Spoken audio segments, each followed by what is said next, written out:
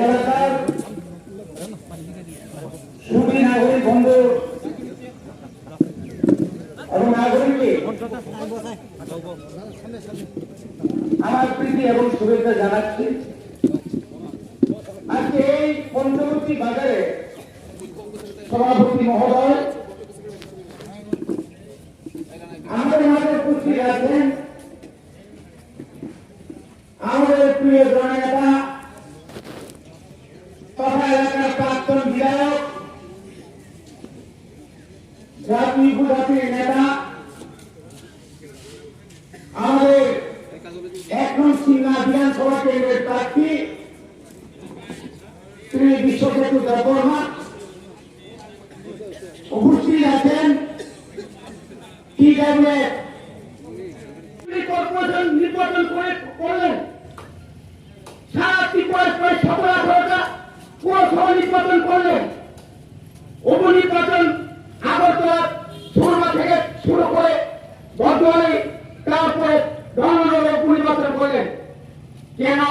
জেলা পরিষদের ভিতরে 587টা বিএস কমিটির নির্বাচন হওয়া উনি বললেন করোনা করোনা আশ্চর্য ব্যাপার।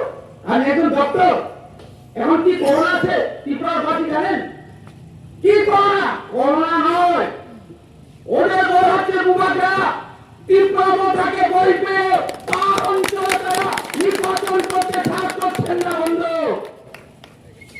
আগামী কি হবে? আগামীতে কি হবে?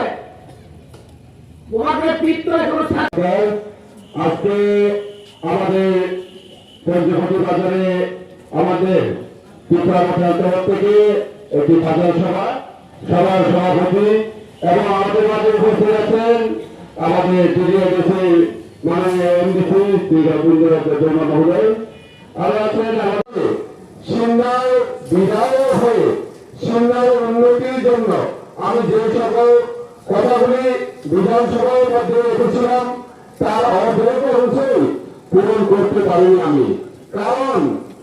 কারণ হচ্ছে এটাই যে সিংহা বিধানসভা সবসময় প্রায় 73 বছর ধরে সিংহা এলাকাটা সবসময় অন্যদের তুলনায় অনুন্নত, এটা সবাই জানা।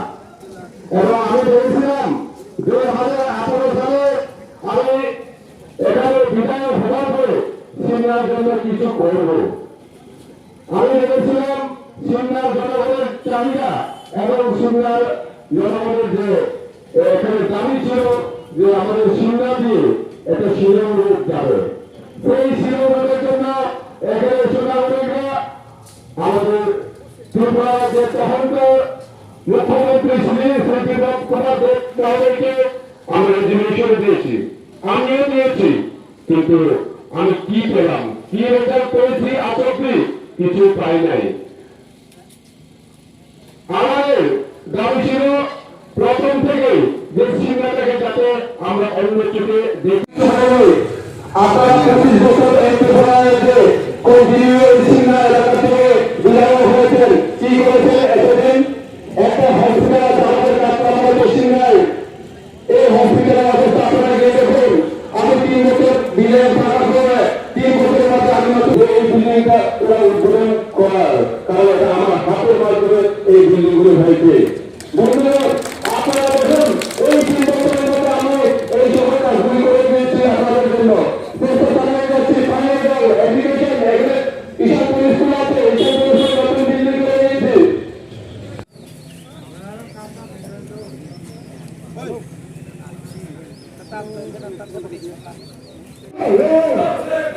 কি